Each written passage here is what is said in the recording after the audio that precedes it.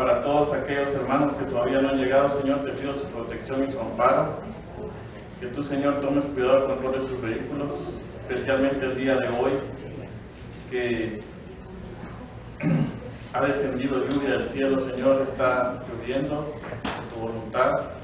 Tu misericordia, la lluvia la necesitamos también, que sin ella no podríamos vivir, que necesitamos el agua para que crezcan todas estas plantas, para que nos den el alimento y el fruto, para que podamos seguir subsistiendo. Te damos gracias, Señor, por todo lo bueno que has sido con nosotros durante esta semana, porque tú nos has acompañado en todas nuestras actividades, Señor, que tú has estado con nosotros siempre, siempre, Señor. Tu presencia se siente en nosotros, vive en nosotros, nos acompaña siempre. Sabemos que estamos viviendo tiempos difíciles, Señor, que el enemigo cada vez arrecia más sus ataques. En esta semana, Señor, la Corte Suprema de este país aprobó una ley abominable ante sus ojos. Pero nosotros estamos confiados y firmes en ti, Señor. Estamos agarrados de tu manto, agarrados de tu mano, Señor. Sabemos que pronto tú harás justicia. Pronto tu Hijo amado vendrá a levantar a su iglesia.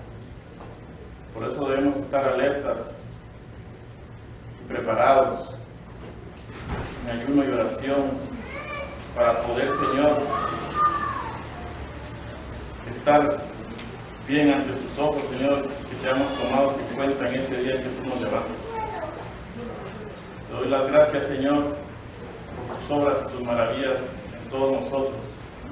Gracias, Padre Santo. Y ahora te pido a que me unja, Señor, a este siervo tuyo, vil, que no merece nada de ti.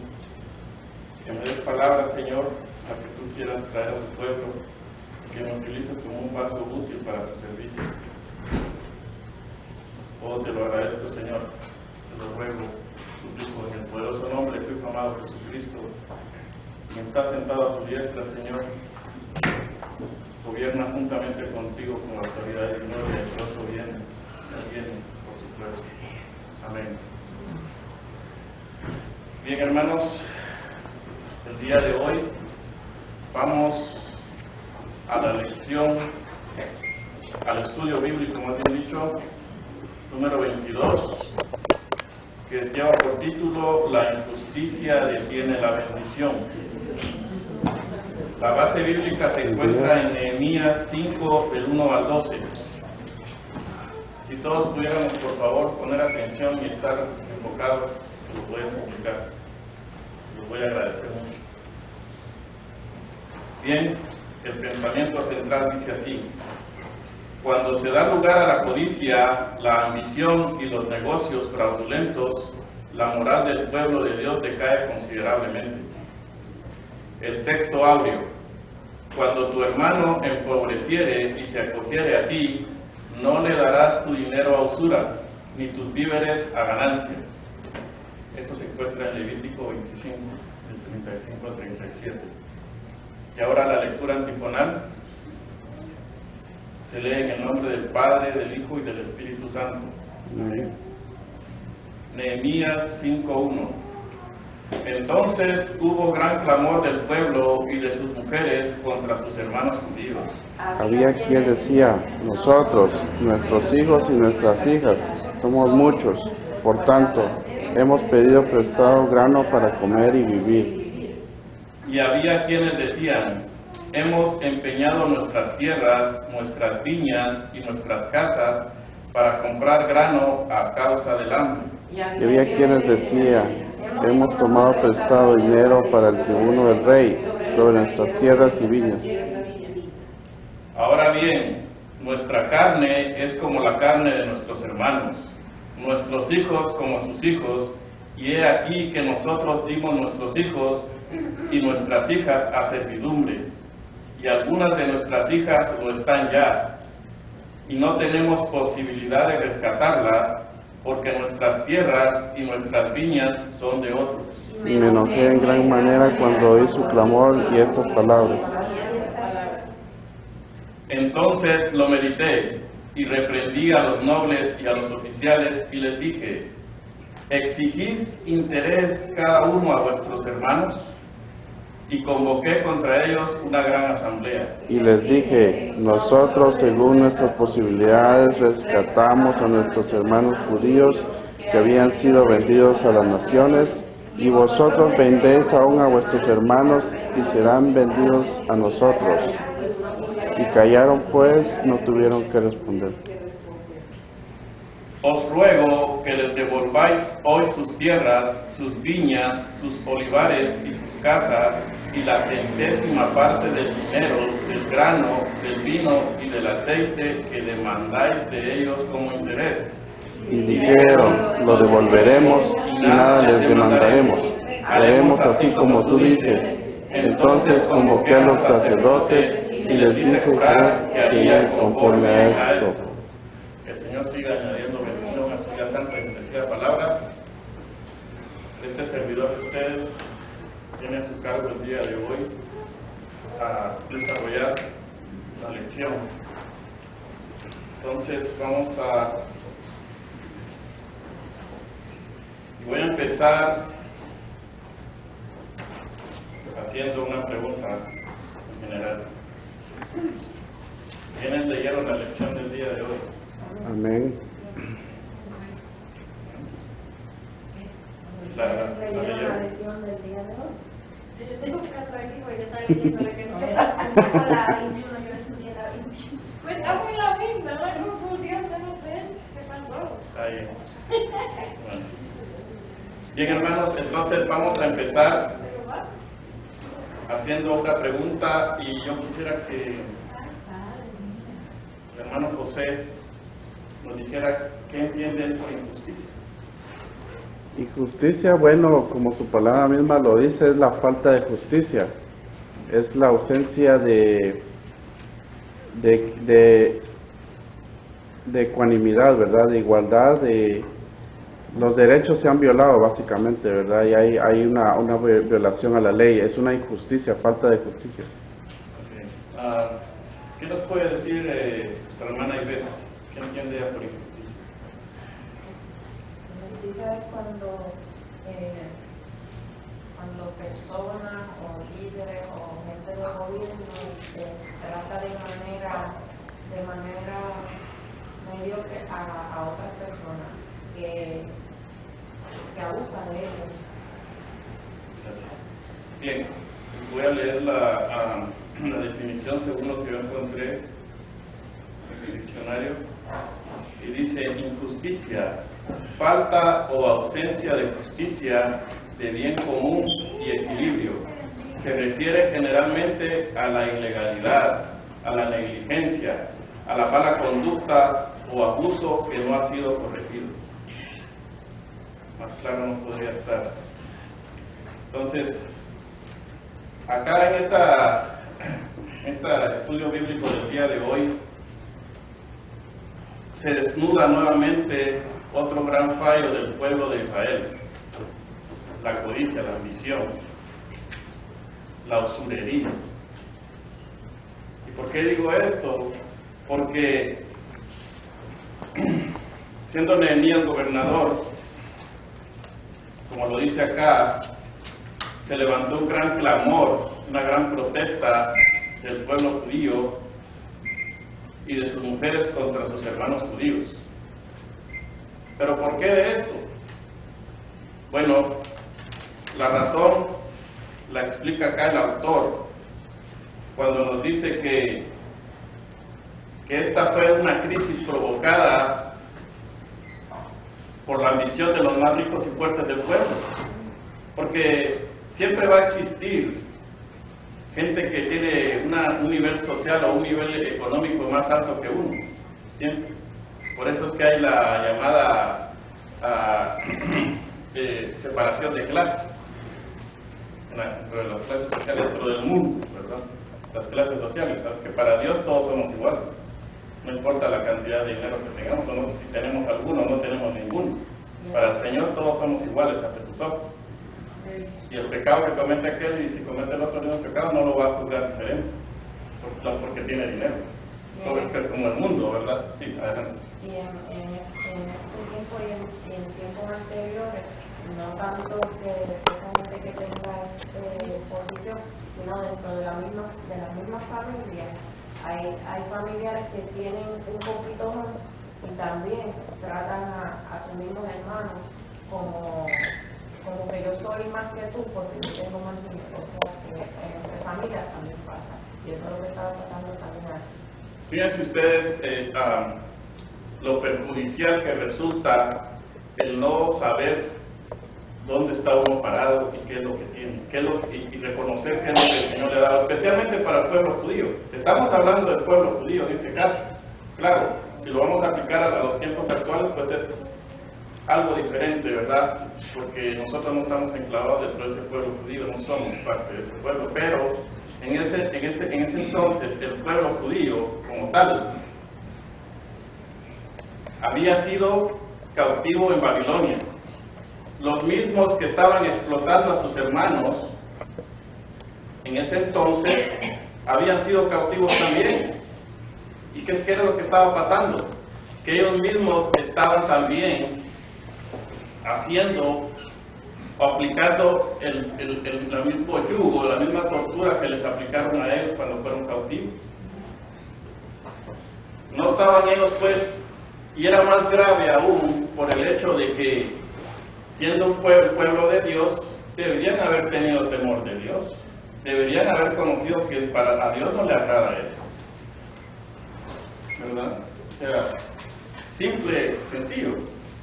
Si somos parte del pueblo, si estamos buscando de Dios y ya tenemos algún cierto conocimiento, cosas que son esenciales en nuestra vida, pues debemos saber que hay cosas que definitivamente no le gustan a Dios y no lo podemos decir que lo ignoramos, porque es algo que ya lo deberíamos de saber, aún y cuando no estamos dentro del pueblo de Dios, buscando de Dios, estamos en el mundo, sabemos que eso es inmutable. Eso no está bien. Eso causa perjuicio y dolor a las personas. Bien, entonces vamos a el tema número 1 que lo titula el autor, el clamor de un pueblo oprimido. Y dice acá que ellos, el pueblo que estaba siendo oprimido,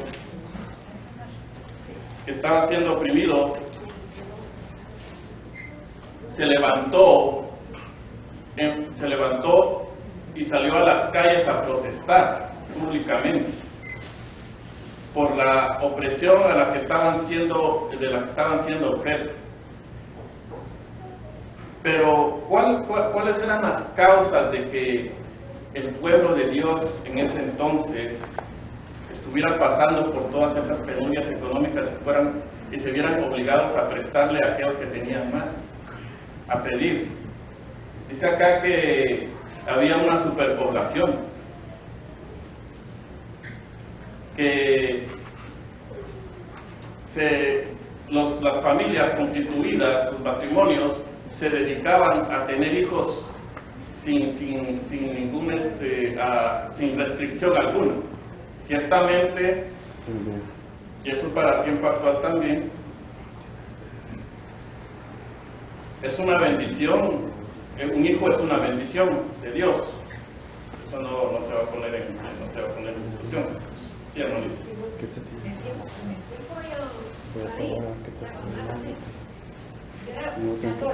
Hay católicos de que van a misa cuando se acuerdan y todo el año me perdían eso. Pero yo era de adentro de allá, no hacía todo con me sometía a todo. Y el cura nos decía que si nosotros no teníamos hijos o nos gritaban, no íbamos para el cielo, estábamos condenados. Por eso siempre 11. Y eso porque si no, la radio. Sí, entonces, ¿qué es lo que pasa? Que tenían ellos, los judíos. Sí, exacto, sí, pero entonces, ¿qué es lo que pasa? Que tanto en aquellos tiempos, ¿verdad?, como en estos tiempos, y especialmente en estos tiempos, hay que procrear y tener familia, pero con responsabilidad. Tener los hijos que uno realmente pueda sostener y mantener y darles una vida digna y darles todo lo necesario para que puedan subsistir y llevar una vida decente en este mundo. No ponerse a tener hijos como que si no importara, como que fuera conejo, ¿verdad? No, pues perdone, ahora entonces, está diciendo, sí. digo el mismo Papa ese nuevo, que ahora que las mujeres paren como si fueran conejas, la lengua. Pues sí, porque entonces, ¿qué es lo que pasa? Que viene en mi país, por ejemplo, y no es que yo esté calificando ni señalando a nadie, ni discriminando ni nada, pero la gente de las personas del interior del país, se quedan lugares bien adentro, ¿verdad? Pueblitos que no hay ni luz, ni agua, ni nada de eso. Se ponen a tener, como decimos nosotros, una marimba de hijos. 10, 11 hijos, y no tienen cómo mantenerlos. Eso es lo más grave. O sea, que los tengan no hay problema. Pueden tenerlos social, pero si tienen la capacidad para poder sostenerlos, amén. Qué bueno. Entonces, bueno, esa era una de las razones y de las causas por las que se había suscitado este problema. Había escasez de alimentos también. ¿Por qué? Porque las familias, a la vez que eran numerosas, necesitaban más alimentos y sus extensiones de terreno que tenían a disposición no eran suficientes la cosecha que producían para poder alimentar a todos. Esa era otra causa. La hipoteca de bienes. Las personas, al verse, la población, al verse ellos en esos aprietos y verse que no tenían alimentos, que no tenían lo necesario para vivir, pues hipotecaban sus propiedades. Incluso porque había otra situación también que agravaba todo esto, que tenían que pagar un tributo al imperio, tenían que dar ellos los impuestos, porque si no pagaban sus impuestos, se veían ellos en problemas, en problemas con el imperio, podían perder su libertad, sus propiedades, incluso hasta sus propias familias, ¿verdad? Por eso mismo es que los jefes de familia tenían que pedir dinero prestado a los más ricos y poderosos del pueblo. Y todo estaba bien, o sea, todos hemos pasado por esas situaciones, yo creo, y hemos tenido alguna ocasión de tener que pedir prestado a alguien más, ¿verdad? En mi país eso es muy común. La pobreza en la que vive la mayoría de la población los obliga a tener que recurrir a los prestamistas, a los usureros, para poder completar el mes, porque desgraciadamente sus ingresos como tales no dan para completar y para terminar del mes, para suplir sus necesidades básicas.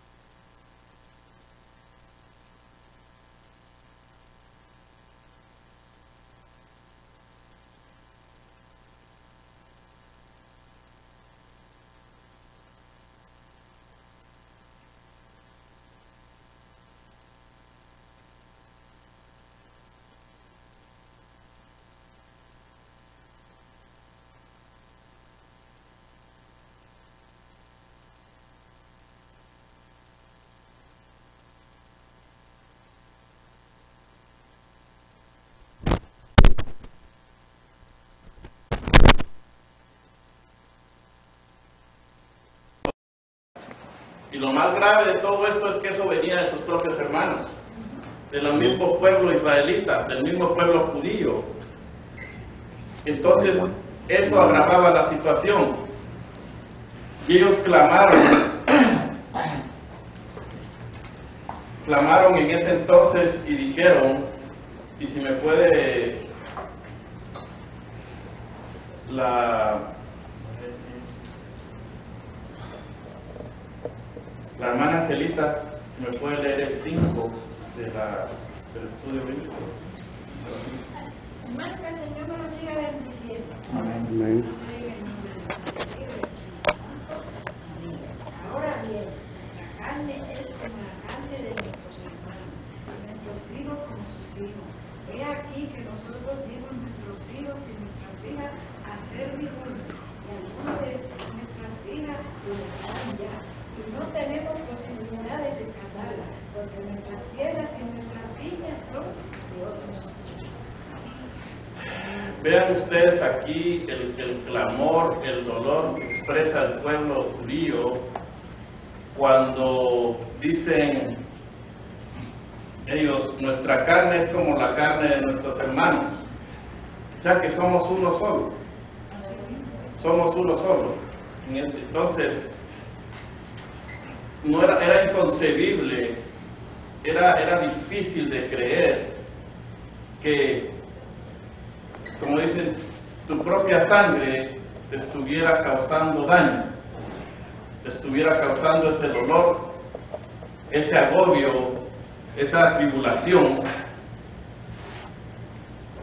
porque siendo hermanos de un mismo pueblo, no estaban demostrando ellos sensibilidad, amor, compasión, misericordia, piedad con sus hermanos, porque ellos sabían perfectamente la situación en la que ellos se encontraban.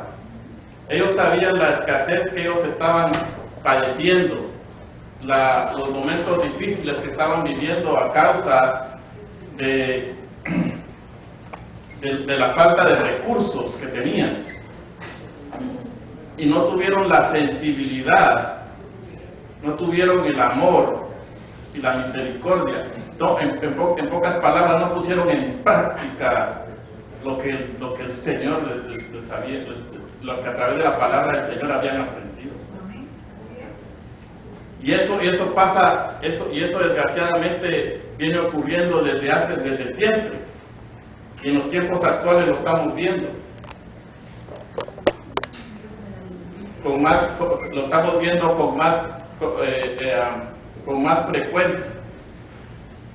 En los pueblos, especialmente en los países de Latinoamérica, en los países de Centroamérica, y voy a hablar del mío, que es donde yo conozco, ¿verdad? Y lo que puedo decir es que muchos padres de familia, muchas personas, amigos míos allá, los papás, incluso mi propio papá, desde que yo tengo uso de razón y memoria, veo que él siempre vivía, como decimos nosotros, tronándose los dedos. Siempre, ¿verdad? Porque no había para comer, había llegado un momento en que no había nada, no había dinero para comprar lo más básico. Y los niños pequeños, ellos solo piensan, yo tengo hambre. ¿Y qué hace uno? Pues, ¿qué más le tocaba a él que agarrar y ir para donde el prestamista y pedir dinero prestado? Y así se la iba llevando. Pero muchos no pueden descansar de eso. Toda su vida tienen que vivir prestando, pidiendo prestados porque no tienen los recursos. Y lo más triste de todo esto es que no es un préstamo que, digamos, si te van a prestar $100 vas a devolver, no. Vas a devolver 120 o 140, o lo que él te pida de interés. Y por la misma necesidad que tienes, pues lo tienes que pagar, ¿verdad?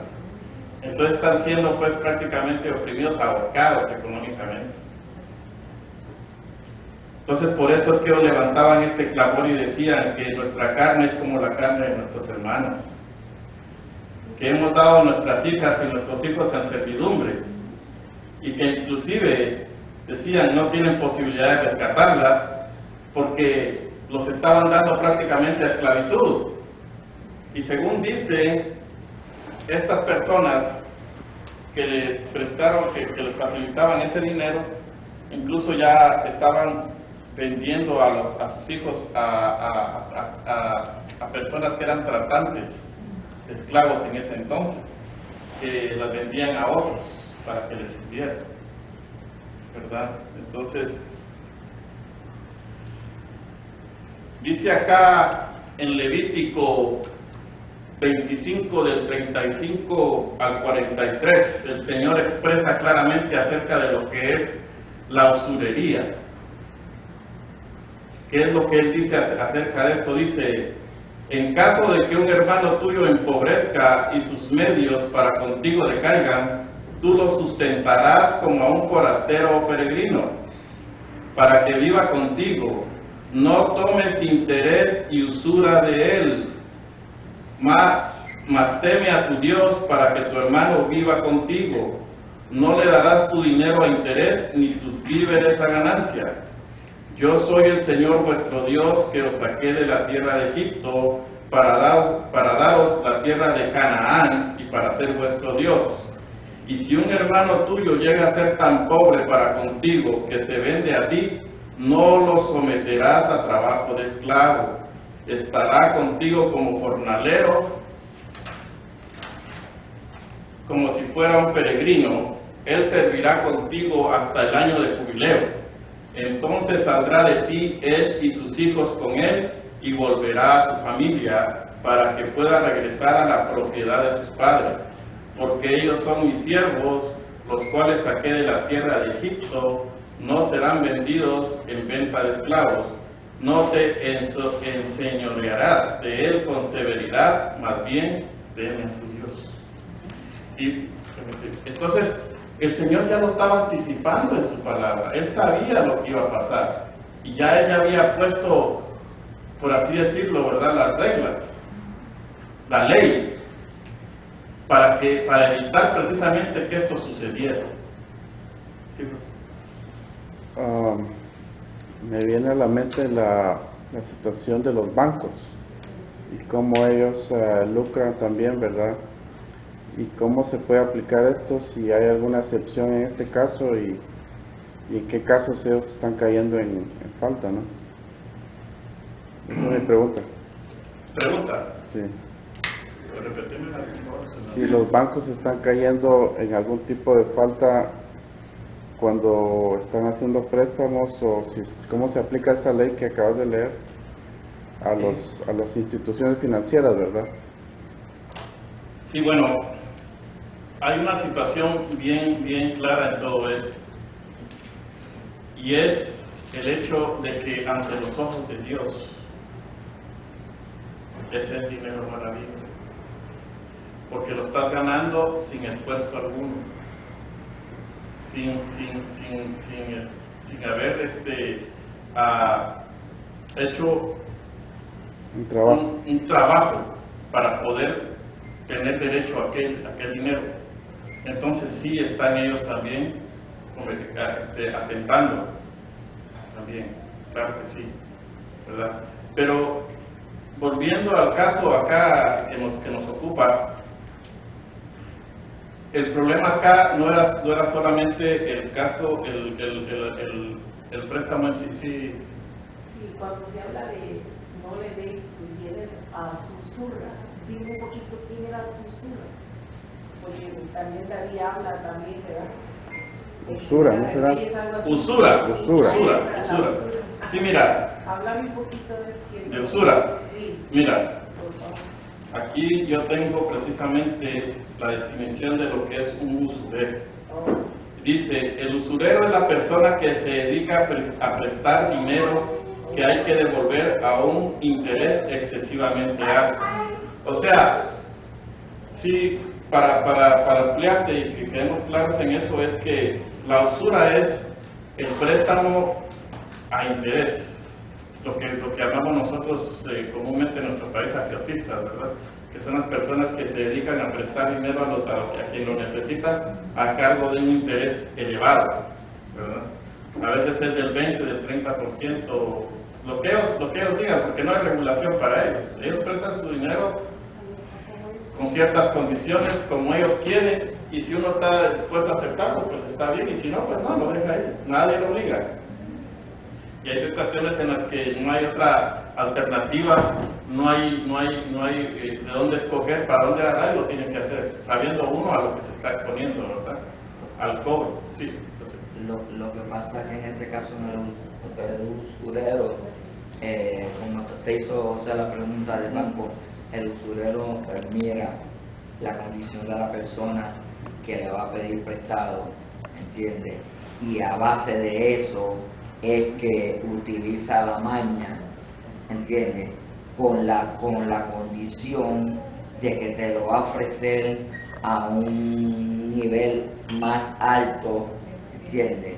Y con el propósito de que sabe que tú no vas a poder cumplir con eso para quedarse con lo que tú tienes, ¿entiendes? Por eso es que estaba establecido, ¿entiendes? Y yo me imagino que de ahí fue que sacaron la idea los bancos también, porque el banco no te presta a menos que no vea, ¿entiendes? Y que tú le enseñes evidencia de tener la forma de pagarle. Te lo dan, pero siempre te lo van a dar a un % más alto, porque lo de ellos es ganar, ¿entiendes? Y entonces, de ahí es que salen las ganancias millonarias que tienen, ¿entiendes?, los bancos. Y contestando a la pregunta que José le hizo, bueno, ¿entiendes? Sí, ¿entiendes? Los bancos siempre están cometiendo fraude contra las personas porque utilizan ciertas mañas, y hay muchas mañas que tienen los bancos que como uno no tiene el conocimiento, cae en las manos de ellos, ¿entiendes? Y entonces por eso es que tú ves que la gente pierde las casas, pierde los carros, pierde todo, ¿entiendes? Porque no sabe cómo defenderse. Así es, sí, efectivamente. También hay algo que quisiera agregar en este sentido, y es el hecho de que muchas personas que viven pues prácticamente de sus ingresos a través de su trabajo, han tenido la posibilidad de ahorrar y lo depositan en los bancos, ¿verdad? Que muchos, ese es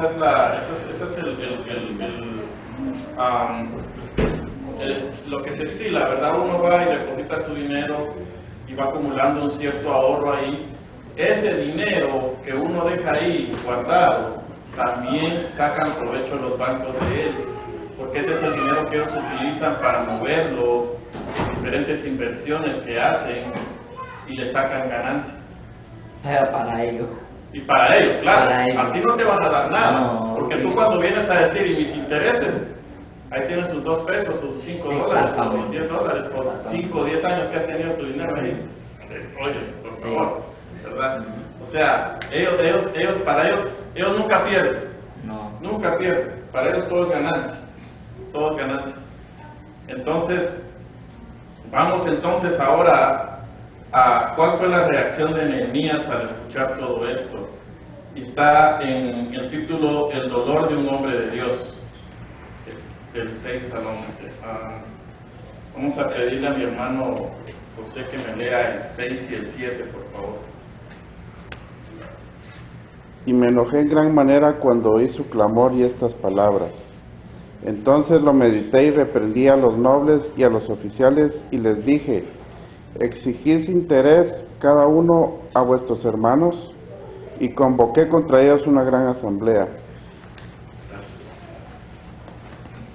Pues vean ustedes, pues, cuando llegó a oídos de Nehemías, quien era gobernador en ese entonces,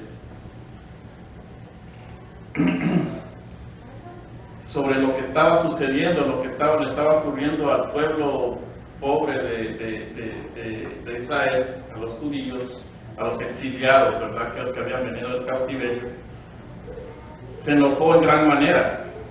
Dicen que se indignó porque Dice Nehemías que ellos no habían logrado su libertad para caer nuevamente como esclavos, y peor aún de las manos de sus propios hermanos.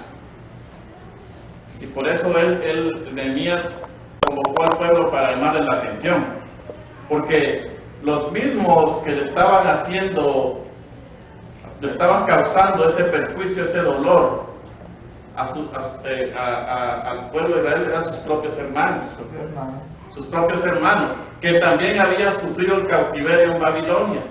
Ellos también venían de allá, ellos también habían sufrido el mismo dolor, la misma privación de libertad, y no era posible, era increíble que ellos estuvieran ahora causándoles ese perjuicio a sus propios hermanos.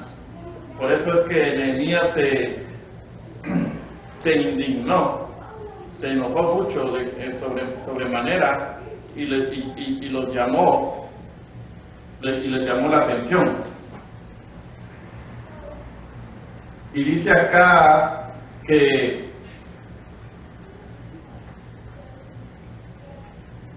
Nehemías los llamó para reconvenirlos acerca de lo malo que estaban haciendo. Entonces vamos a leer el 8 y el 11. Le voy a pedir a Norma, si me puede, a la hermana Norma, si me puede leer el 8 y el 11. Y les dije: nosotros, según nuestras posibilidades, rescatamos a nuestros hermanos judíos que habían sido vendidos a las naciones, y vosotros vendréis aún a vuestros hermanos y serán vendidos a nosotros. Y callaron, pues no tuvieron que responder. Os ruego que les devolvéis hoy su tierra, sus viñas, sus olivares y sus casas, y la 100ª parte del dinero, del grano, del vino y del aceite, que demandáis de ellos como interés. Pues como ustedes pueden ver acá, Nehemías, al escuchar esto y al ver lo que estaba sucediendo, llamó a los nobles y a los oficiales, quienes eran los que estaban oprimiendo al pueblo, y los hizo ver su mal proceder. Dice que ellos reaccionaron y dijeron: los devolveremos y no les exigiremos nada, haremos tal como has dicho. Y dice que Nehemías dijo: llamé a los sacerdotes y les hice jurar que harían conforme a esta promesa. También sacudí los pliegues de mi manto y dije así: así sacuda Dios de su casa y de sus bienes a todo hombre que no cumpla esta promesa, así sea sacudido y despojado. Y toda la asamblea dijo amén, y alabaron al Señor. Entonces el pueblo hizo conforme a esta promesa. Vean lo importante lo importante que era la promesa que estaban haciendo estas personas, estos ricos poderosos del pueblo de Israel, que Nehemías convocó a una asamblea y llamó a los sacerdotes para que juraran enfrente de todos, que hicieran un juramento de que iban a hacer conforme a lo que habían prometido. No era algo banal ni algo tomado a la ligera, sino que él quería que todo se hiciera, que todo fuera cumplido y se le quitara la opresión y el yugo que estaba siendo sometido al pueblo. Nehemías también se agradó de que los sacerdotes no estuvieran involucrados en este tipo de situaciones, en este tipo de conflicto social y económico en el que estaba viviendo el pueblo en ese entonces.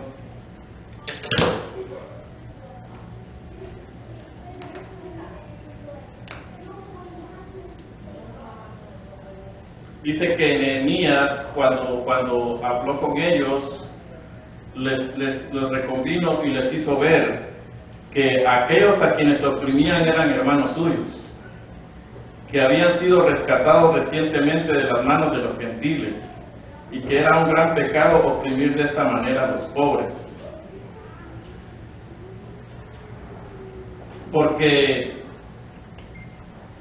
que era un oprobio para su condición de israelitas, porque ellos deberían ser ejemplo para todos los demás pueblos del mundo entonces, constituidos en el mundo entonces, deberían ser ejemplo de amor, de piedad, de misericordia, de amor fraternal para con los demás, y estaban siendo todo lo contrario.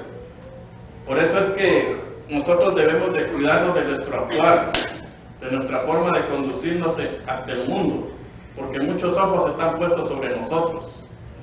Aunque uno no se dé cuenta o no lo vea, hay muchas personas que saben quiénes somos nosotros, saben que estamos buscando de Dios, que somos cristianos, y tienen puestos los ojos sobre nosotros para ver cuál es nuestra conducta y nuestra manera de andar.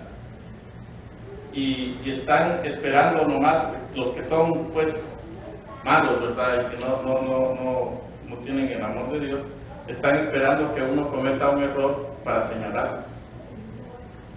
Por eso debemos ser ejemplo nosotros. Es difícil, porque hay muchas circunstancias que nosotros vivimos día a día en el mundo, pero siempre debemos tener presente el amor de Dios en nuestras vidas, en nuestros corazones, siempre tener presente el temor a Dios, que es el principio de todo. Amén. El temor a Dios.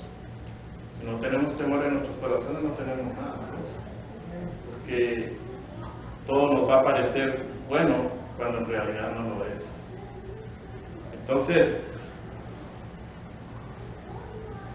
Entonces dice que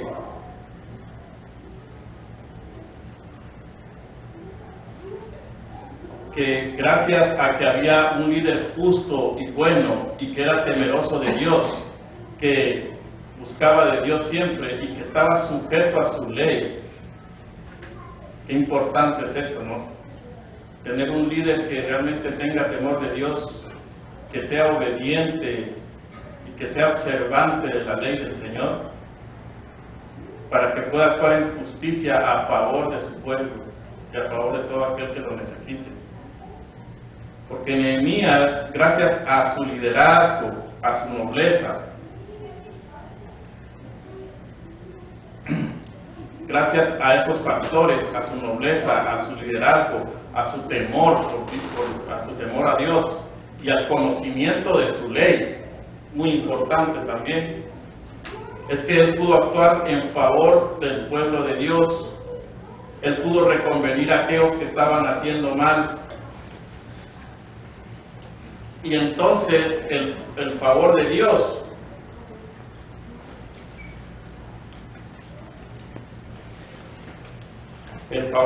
actuó para con ellos, porque no cabe duda que fue nuestro Señor, a través de su Espíritu Santo, el que reconvino, el que movió el corazón de aquellos que estaban prestando y oprimiendo a sus hermanos a la misma vez, a través de esos préstamos que le estaban haciendo con esos altos intereses que les era imposible de pagar, y que por eso llegaron al extremo de tener que entregar a sus hijos, a sus hijas, sus tierras, todas sus posesiones, miren,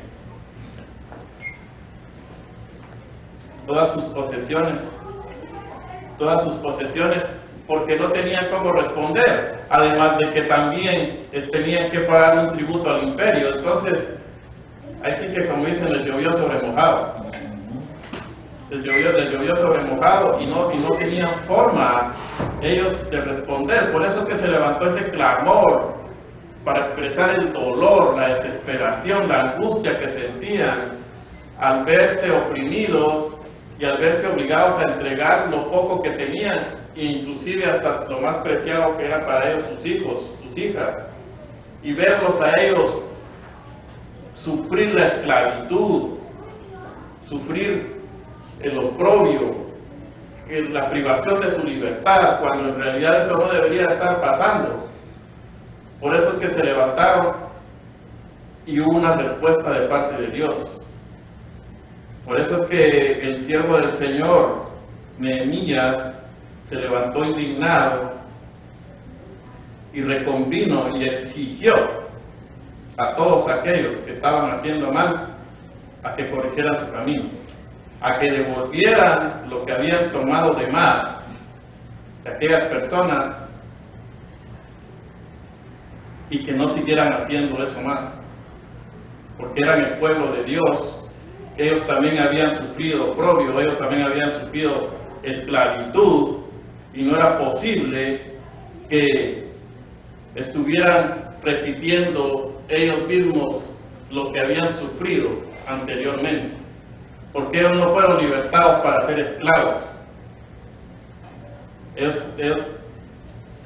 A ellos se les dio libertad el Señor para que les sirvieran. Y dice acá en Deuteronomio 15, del 4 al 6, y no habrá menesteroso entre vosotros, ya que el Señor de cierto te bendecirá en la tierra que el Señor tu Dios te da por heredad para poseerla. Si solo escuchas fielmente la voz del Señor tu Dios, para guardar cuidadosamente todo este mandamiento que te ordeno hoy, pues el Señor tu Dios te bendecirá como te ha prometido, y tú prestarás a muchas naciones, pero no tomarás prestados, y tendrás dominio sobre muchas naciones, pero ellas no tendrán dominio sobre ti. Muy claro habla el Señor a través de su palabra.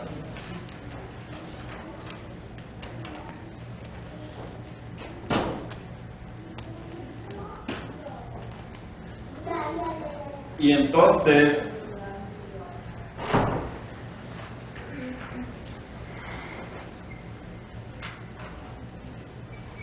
dice que el magnífico ejemplo de Nehemías, de cooperación y ayuda que él mostró, la disposición que él tenía, es un ejemplo digno de ser imitado, y es algo conmovedor y ejemplar para todos los que aman la obra del Señor. Su obra solamente fue superada por la obra meritoria de nuestro Señor Jesucristo, que se entregó a sí mismo por nuestros pecados, no habiendo cometido el pecado alguno.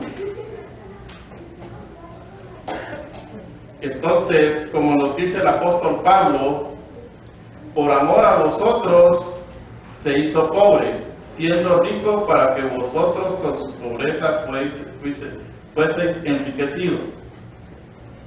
Imagínense ustedes esto: por amor a vosotros se hizo pobre, siendo rico para que vosotros con su pobreza fueseis enriquecidos. El Señor, muchos esperaban que naciera en una cuna de oro, que naciera en un palacio real, que ese día fuera un día, que el nacimiento de él fuera un día en el que fuera una noticia que fuera conocida por todo el mundo, y que todos llegaran a rendirle honor. Pero en cambio de esto, el Señor nació en un pesebre, en el más humilde de los lugares, en la cuna más humilde que se pueda imaginar uno, ¿verdad? Y porque Él venía a ser ejemplo para nosotros. Él, si hubiera nacido en un palacio real, no hubiera podido ser ejemplo para nosotros de esa manera, porque hubiera habido una barrera. Siempre hay una barrera. Sabemos nosotros que los gobernantes siempre hay una cierta distancia con el pueblo. Uno no puede acercarse confiadamente a ellos a tratar asuntos personales, temas que le agobian, cosas que lo agobian a uno, porque ellos no tienen tiempo para uno. Ellos están ocupados en cosas, dicen, más importantes. Pero en realidad, lo más importante para ellos debería ser nosotros, porque nosotros somos los que los hemos elegido a ellos, ¿verdad? Que le pagamos el sueldo, Somos los de nuestros dineros, de nuestros dineros se les paga a ellos.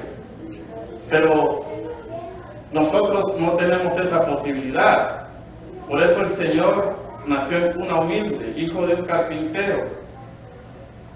Y cuando él empezó su vida pública, cualquiera podía llegar a él, gloria sea al Señor. Cualquiera podía ser sanado, ser liberado. Cualquiera podía gozar de que se le quitara el yugo de encima. Por eso es que se habla mucho de las obras y maravillas del Señor en su vida pública. Sanó enfermos, curó ciegos, expulsó demonios. ¿Qué tanto no hizo el Señor? Multiplicó los panes y los peces. Tantas cosas tan maravillosas que hizo el Señor, pero por eso mismo, porque Él vino a ser ejemplo para nosotros, porque Él dice que si Él pudo, nosotros también podemos, porque en el amor de Dios nos fortalecemos. Y si tenemos a Dios con nosotros, ¿quién contra nosotros? ¿Perdón? Él va a actuar en su momento y va a hacer justicia por nosotros. Nosotros no estamos llamados a hacer justicia. Él hará justicia por nosotros. Y lo hace, hermano. Yo lo he visto. En mi vida personal yo lo he experimentado. Entonces, tenemos que esperar confiados en Él. Y dice Pablo, continúa diciendo Pablo, y yo con el mayor placer gasté lo mío, y aún yo mismo me gastaré del todo por amor de vuestras almas.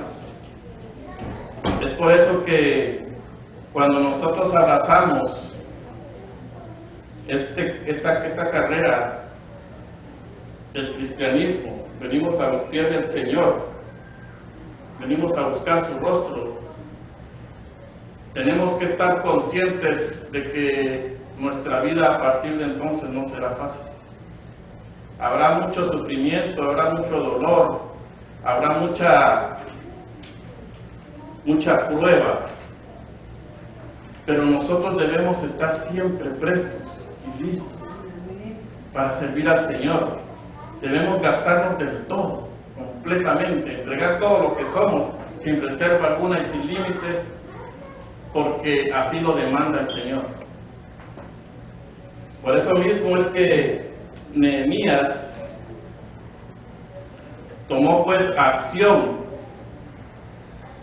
ante esta injusticia que se estaba cometiendo con el pueblo y puso las cosas en orden y los hizo reconvenir a aquellos nobles y oficiales de ese entonces de los errores que estaban cometiendo, del grave pecado en el que se estaban envolviendo ellos, aún a sabiendas de lo que estaban haciendo. No se detuvieron a pensar en ello. Entonces,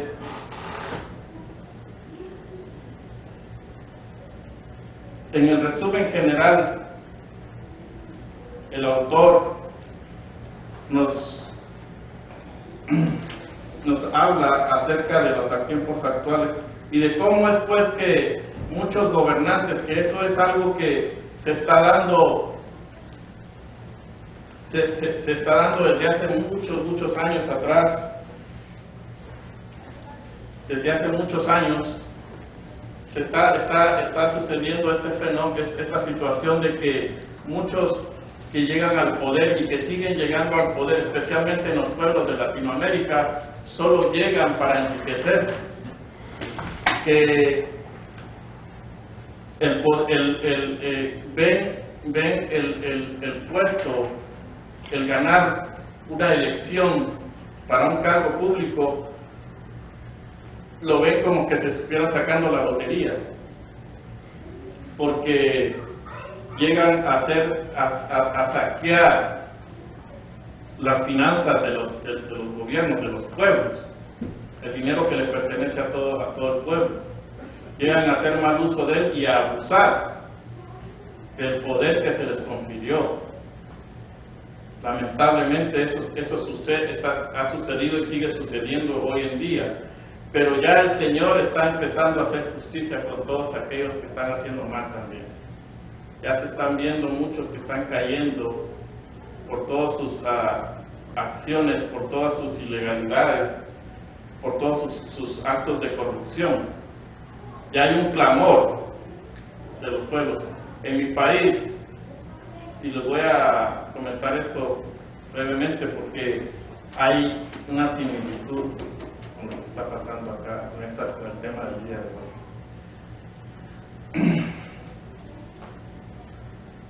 De lo que yo tengo memoria, cuando yo vine a este país en los años 90, las cosas no se habían agravado tanto como está sucediendo el día de hoy en Guatemala. En esos entonces todavía se podía andar en las calles a ciertas horas de la noche sin temor a ser asaltado o a ser incluso muerto, herido, cosa que en la actualidad no sucede debido a los altos índices de pobreza que hay en el país, al crecimiento desmedido de la población, que son puntos que se están tocando acá y que se están viviendo, y yo lo digo ahora en mi país propiamente, Guatemala, que hay superpoblación, hay escasez de alimentos, hay corrupción y hay una violencia desmedida a causa de estos elementos, de que no hay oportunidades de trabajo, de que el gobierno no hace buen uso de los recursos que el pueblo le ha confiado, que al contrario se están enriqueciendo, llegan pobres y salen millonarios. Eso es imposible que suceda. ¿Cómo es posible que alguien pueda comprar una casa de $3 millones cuando sus salarios son de $25,000 al mes? No puede, no puede. Ni aun con los bienes que supuestamente, porque allá se hace una declaración de bienes previo a tomar posesión de un cargo, y muchos lo hacen, dicen, en forma confidencial, porque eso no lo puede saber todo el mundo. Tienen que saberlo todos, tienen que saberlo todos. Muchos no tienen los recursos, no llegan con ningún recurso, llegan pelados completamente a tomar posesión de los cargos, y cuando salen millonarios. Eso no hay forma de explicarlo, no hay forma de explicarlo. Entonces, ¿qué es lo que pasa? Hay una violencia rampante en mi país por la falta de oportunidades de empleo. El desempleo está a un 35-40% en el país. Usted, si ya tiene 30 años en mi país, usted ya no sirve para trabajar ahí.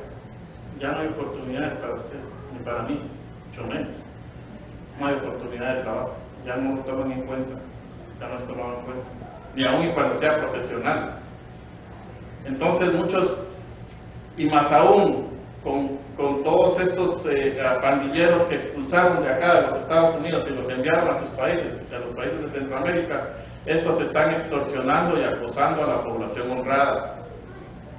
Pero esto es debido a la falta de oportunidades, a la falta de desarrollo social, a la escasez y al crecimiento desmedido de la población, porque desgraciadamente las personas no entienden, siguen procreando hijos en forma desmedida, 10, 7, 8, 9, 10 hijos. En estos tiempos ya no se puede, más para un pobre, no se puede. ¿Cómo va a ser? ¿De dónde va a sacar para darles de comer a todos ellos? Va a tener que robar. No queda otra, que no tienen oportunidades. Entonces, ¿qué es lo que pasa? Desde hace 2 o 3 meses ya se ha levantado un clamor general en el país. Hay protestas cada semana, hay protestas públicas, están saliendo a las calles a protestar contra los gobernantes y quieren que ellos renuncien al cargo, que entreguen sus cargos, que lleguen caras nuevas, que ya no sean los mismos, porque allá solo cambian de manos el poder, pero queda entre un cierto grupito nada más. Allá no dan oportunidad de entrada a nadie más que un cierto grupo de personas. Las mismas caras se ven siempre y no hay respuesta, no hay ayuda, no hay alivio, y por eso es que hay un gran clamor de la población para que todo eso cambie. Pero todo eso, ¿qué indica? Todo eso, ¿qué es lo que nos trae? Que hay una gran necesidad, una gran sed, una gran hambre de justicia. Son signos pues de que ya el Señor ya pronto actuará en favor de aquellos que están clamando, porque se haga justicia para ellos. Eso no es ni más ni menos que lo que está sucediendo. Todo eso se está dando no solamente en mi país, sino en otros países más. Yo les hablo del mío porque es el que conozco. Sé yo perfectamente. ¿Verdad? Entonces,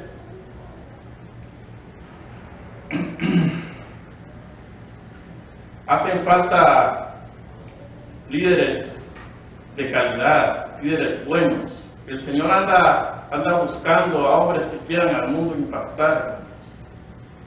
Aquellos hombres que quieran sujetarse a su ley, a su mandato, que quieran realmente manifestar el amor de Dios, que quieran ellos llevar y guiar a su pueblo por el camino que el Señor quiere, que demuestren ese amor, esa misericordia, esa piedad que el Señor los manda.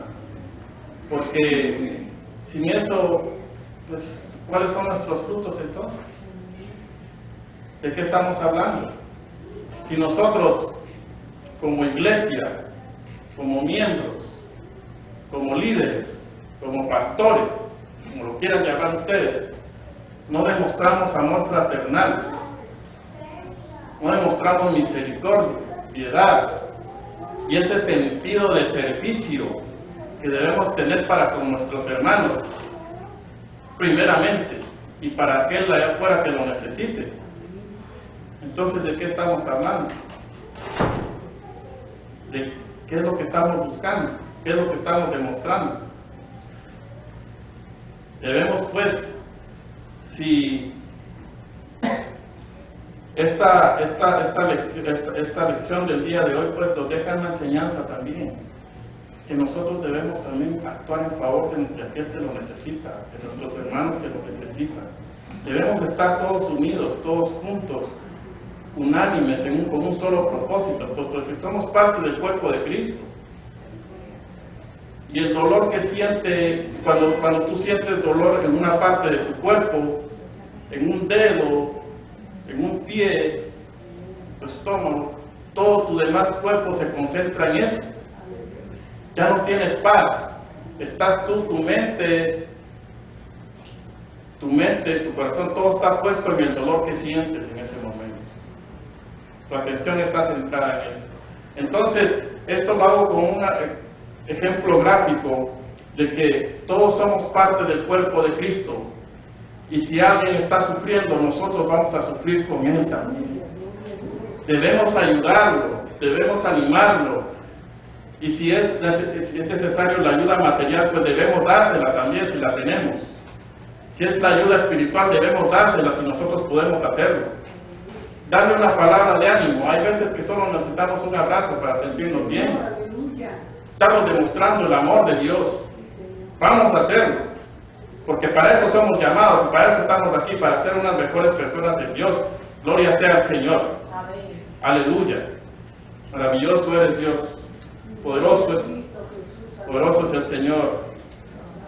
Jesucristo nuestro Señor siempre se conmovió, aún de aquella mujer que dijo, cuando se postró a los pies del Señor y dijo que hasta los perrillos, dijo, comen las migajas de la mesa que tira el amo. Y él se maravilló por la gran fe que tenía esa mujer.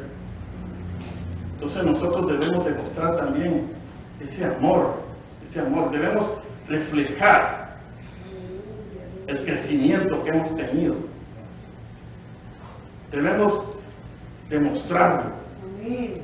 No solamente sentirlo, demostrarlo, externarlo también. Unirnos, vivir unidos, más en estos tiempos, sí. Sí, por ejemplo, como dice el pastor, no cerrar nuestros oídos, nuestra vista al necesitado.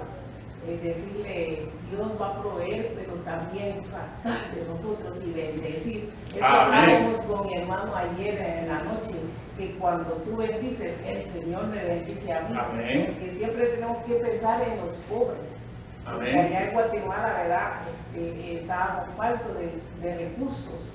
Y ahora el Señor nos trajo a una tierra que fluye leche y miel, como Amén. se dice. Amén. Y entonces nosotros ahora deberíamos de pensar en aquellos que necesitan. Entonces, por ejemplo, si hay un hermanito que me está diciendo, pastora, no tengo para esto, entonces yo tengo que abrir mi corazón y darle, toma, Dios proveerá, pero aquí está mi granito de arena. Amén, amén, gloria a Dios. Sí, yo recuerdo en una predicación del pastor, de nuestro pastor, el licenciado Manuel, cuando él dijo, amplía tu círculo de misericordia, hazlo más grande, no solamente para tu familia, ahora hazlo para tus amigos, y si ya lo hiciste para tus amigos, hazlo para aquellos hermanos de tu congregación, y si es aún más todavía para aquellos de allá afuera que lo están necesitando.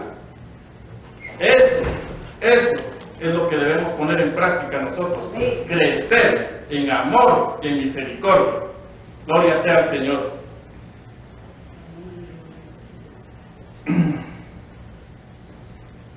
Bien, hermanos, les agradezco mucho su atención. Espero que esta lección haya sido de provecho, de beneficio para todos nosotros, que hayamos aprendido algo nuevo sobre lo que es el amor y la misericordia del Señor, que debemos ponerlo en práctica en nuestras vidas. Si no hay ninguna otra pregunta, acerca de la lección del día de hoy, vamos a dar por concluido nuestra escuela dominical.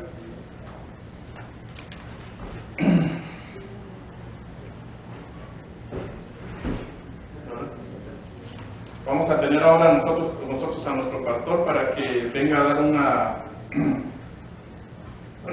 punto de vista más amplio acerca del tema que tratamos el día de hoy. Gloria sea al Señor. Que Dios me los bendiga mucho. Los amo en Cristo Jesús. Amén.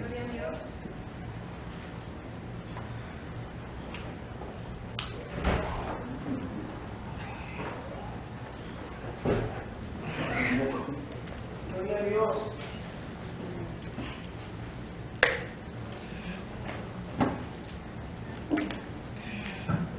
Dios le bendiga a todos, mi amado. Amén. Damos gracias, Señor, ¿verdad? Por una mañana muy linda y hermosa. Aunque muchos de nosotros hemos visto la lluvia como a comando, es algo hermoso.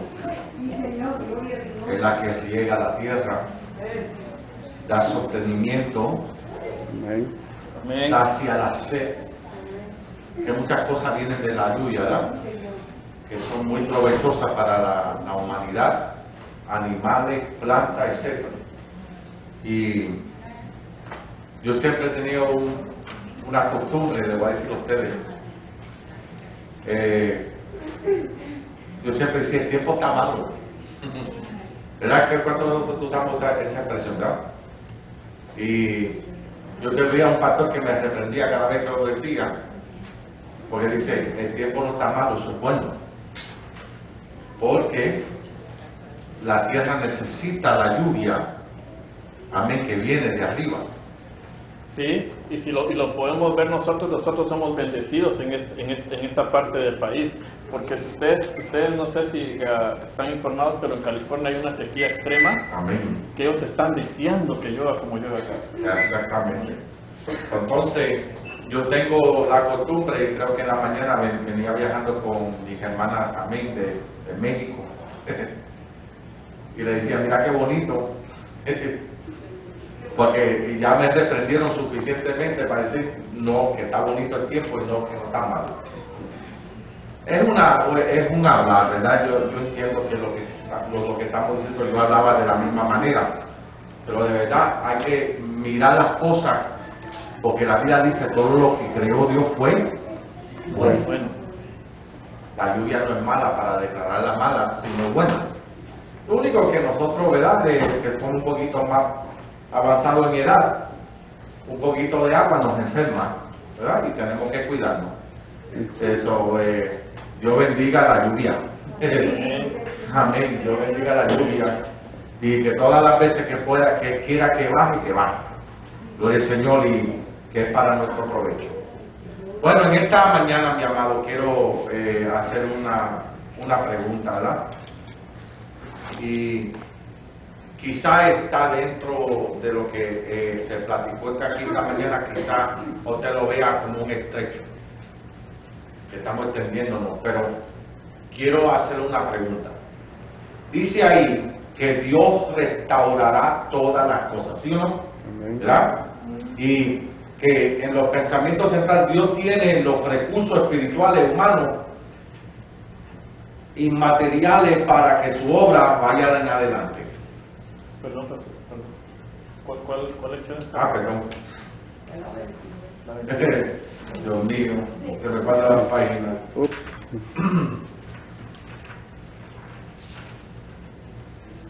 La justicia y la bendición. Bien.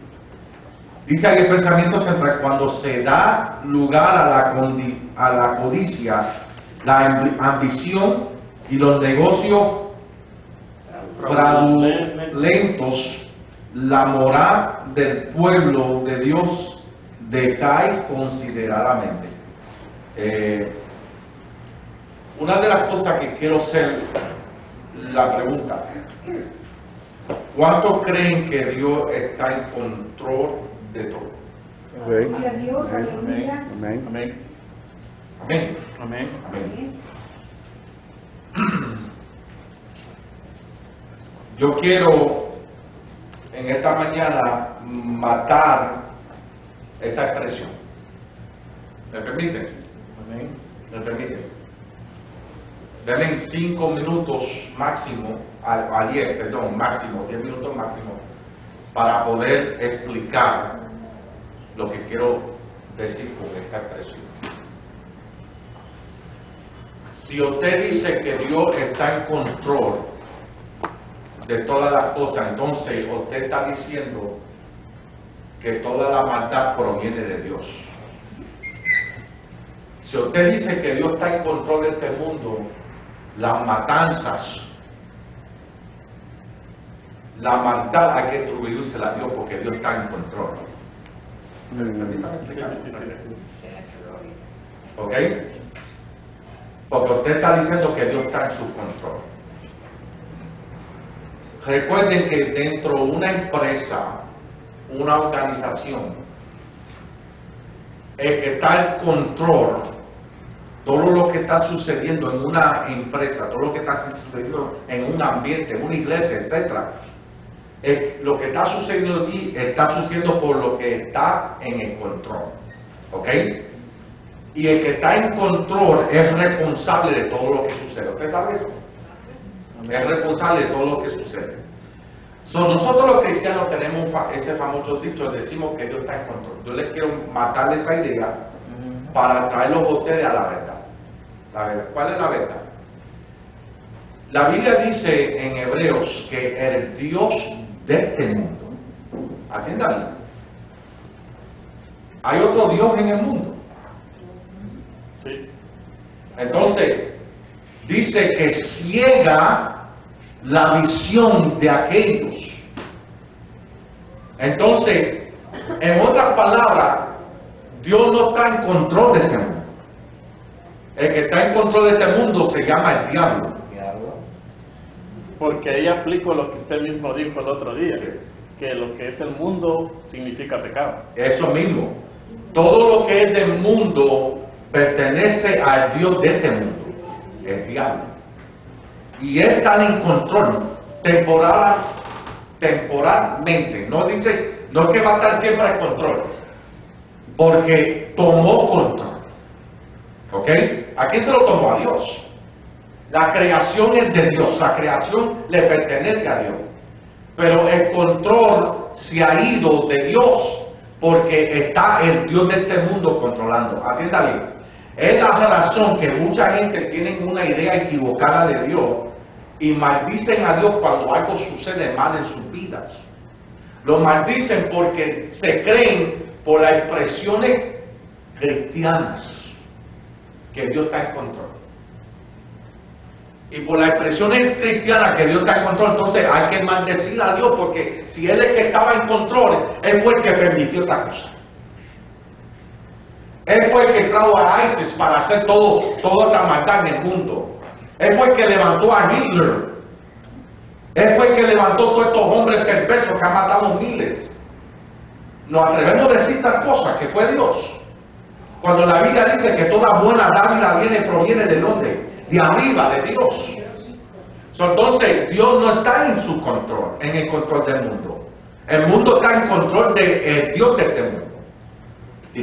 Sí, yo ahorita encontré algo que ya había oído de otro pastor en Isaías. Yo creo que usted lo sabe, Isaías 45. Dice que Isaías 45, 6, 7, yo soy el Señor y no hay otro, el que forma la luz y crea las tinieblas, el que causa bienestar y crea calamidades. Yo soy el Señor, el que hace todo esto. O sea, y explica aquí en otras palabras, Dios crea la calamidad como juicio sobre los malos, pero en ningún sentido es el autor de la maldad. Ahí está. Dios no está en control, por eso es que cuando usted lee un título así, la injusticia detiene la bendición. ¿Ok? ¿Quién es causante de la injusticia? Dios. No. Dios no es causante de la injusticia. Uno mismo. Viene de la maldad del hombre. Y es que ahí también entra en juego el libre albedrío. Amén. Porque si estuviera en control de todo, fuéramos prácticamente como robots. Exactamente. Dios no está en control de las acciones del hombre.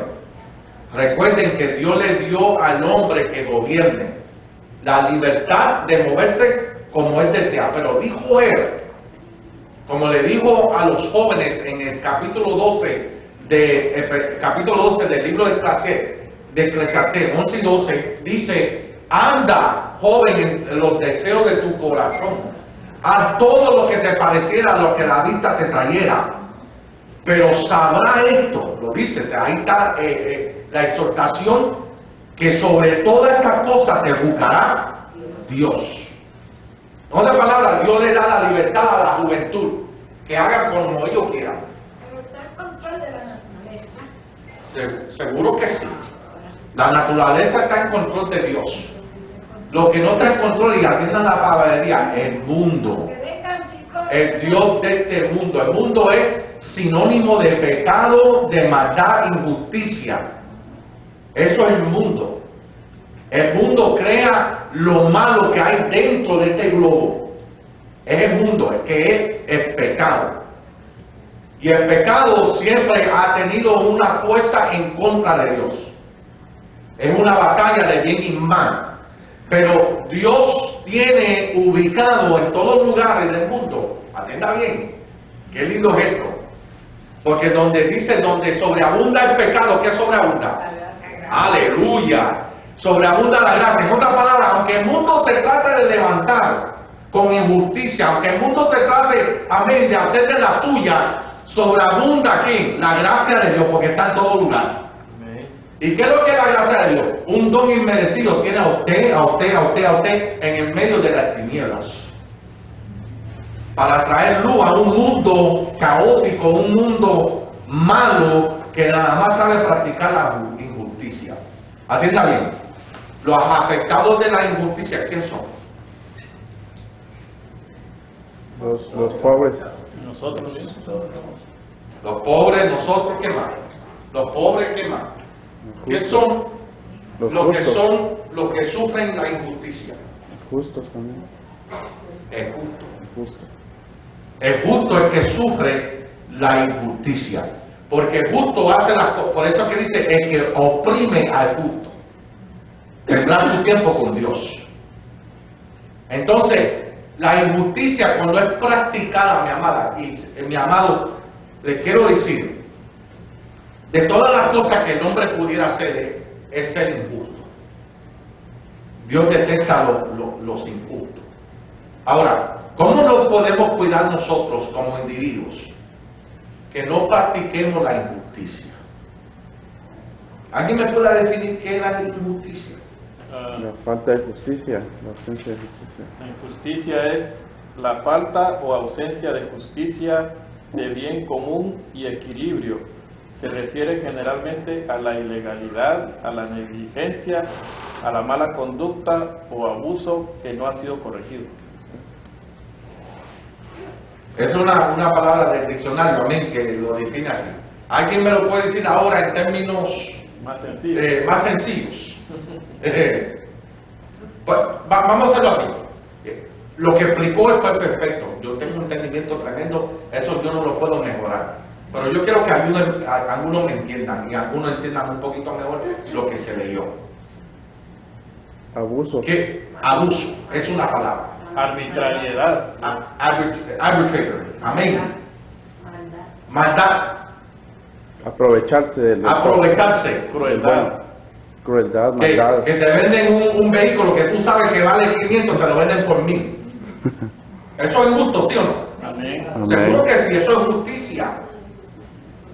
Y los cristianos no debemos mira, mi amado, yo tengo una gente que yo conozco que siempre está buscando vender algo. Y yo, tú me quieres vender eso como nuevo. No, es que está como nuevo, pero no es nuevo. ¿Usted me entiende? Es lo que usan siempre. Está como nuevo, casi no lo usé, pero lo usaste. Entonces no se puede vender como nuevo. Eso es injusto. No es una práctica de cristianos.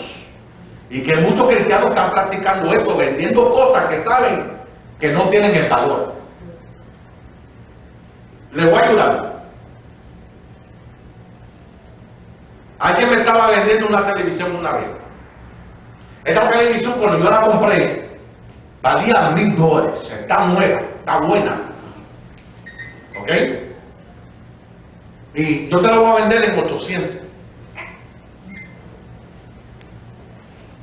Yo dije, mira, con 800 yo me voy y me busco el último modelo y mejor que ese. ¿Cómo es que la gente se cree que eso es justo? Se pierde las 3/4 partes del valor del producto. A la vez que le abriste la caja, ya perdió casi las 3/4 partes de la mano. Ya no lo mismo. Para que la gente tenga conocimiento de lo que usted está trayendo. Por ejemplo, usted va al dealer y se compra X carro de este año, el 2015. Que vamos a poner que le haya salido en $27,000. Le costó $27,000 en este momento. Pero a la hora en punto que usted le entrega las llaves y usted se monta en el vehículo y sale a la calle, ya no le van, y si vuelve para atrás, ya no le van a dar $27,000 porque ya tiene uso. Se lo van a ofrecer muchísimo, pero si acabo de pagar $27,000 ahora mismo, y le dice, no importa, ya tú saliste, ¿entiendes? No vale ya no vale eso. Y ni los seguros te lo pagan. No. Si tienes un accidente en un mes más tarde, ni el seguro te da el valor que lo pagaste. No lo pagan. Porque ya no es nuevo. No. Es la ley del uso. Entonces muchos cristianos actúan como que esa ley no existe. Sí, ya se depreció. Entonces, practicamos la injusticia. Ay, Dios mío. ¿Usted puede ver cómo podemos ser injustos? Si usted tiene duda de lo que vale algo y lo va a comprar, en el internet hay un programa que usted puede buscar los valores de las cosas.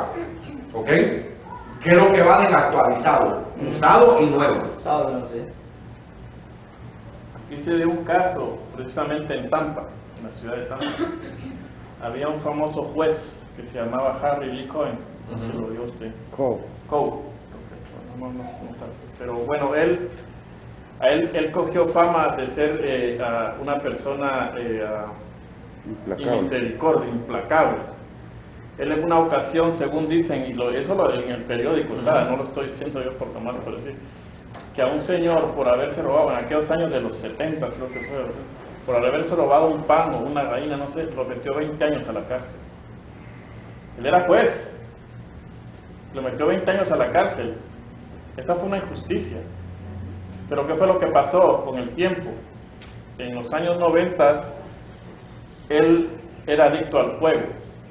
al juego en los casinos, al póker y todo eso. Carrera de perros. Carreras de perros. Y entonces él perdió todo su dinero, todo su patrimonio, todo lo que tenía por el juego. Y en una de las calles del downtown, iba caminando él, sacó una pistola y se pegó un tiro en la cabeza. No pudo él, pues. Sí, porque el hombre injusto, la Biblia dice que Jehová busca. Y nadie, si hemos practicado la justicia, créanme, cuando llegamos ante el justo juez, ¿qué usted cree que es lo que va a hacer? Ay, Dios mío. Castigar. Va a hacer justicia con Va a hacer justicia nosotros. con los injustos. Claro. Mire, pastor, yo me encontré con una situación ahora que fui a Puerto Rico, porque casi todas las iglesias en Bayamón, todas dicen iglesia cristiana, discípulos de Cristo, todas, iglesias bellas, pero iglesias bellas, y donde mi mamá está, ¿entiendes?